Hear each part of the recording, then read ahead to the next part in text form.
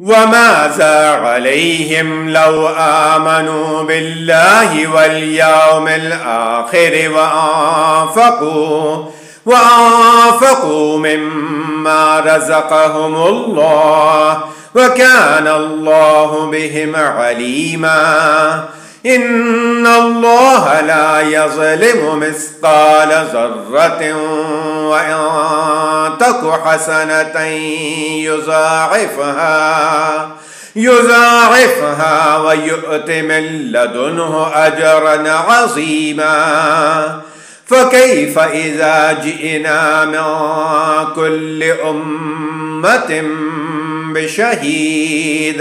بشهيد وجئنا بك على هؤلاء شهيدا. يومئذ يود الذين كفروا وعصوا الرسول لو تسوى بهم الأرض ولا يكتمون الله حديثا.